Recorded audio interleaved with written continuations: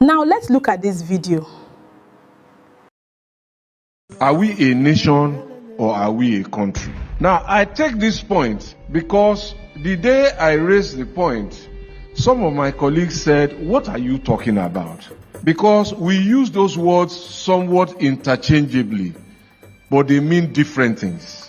And when I said, okay, undertake a search on a digital search engine and see what it brings up, then we had a debate. Some of them famously quoted Chief Obafemi Awolowo as saying, oh, we are a mere geographical expression, we are not a nation.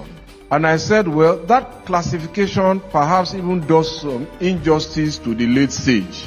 But I'm looking for the full speech of where he was quoted. And when I find it, I'll probably come back publicly. But it is a matter I think we should reflect on.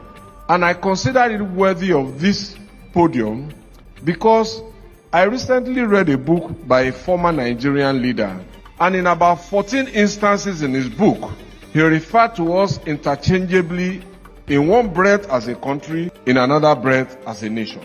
And I thought that was profoundly perplexing. Because if we don't have an agreement about our own identity, how can we reach an agreement about our purpose? Are we a nation or a country? It is possible that those who created us by way of colonization and independence created us in their own image. No, it's serious. Just think of it. Because if you look at them, they are a country of several nations. And I think perhaps that is what we are. In less formal surroundings, I say that if you look at how they go to the World Cup as different nations, then they go to the Olympics as one country, and they play politics in a different way, under different names, you probably see what I am talking about. I think we are a country of many diverse nations, and that is a good thing, a very good thing, from which shared prosperity and development can be forged. We are also a resilient, innovative, and adaptable people.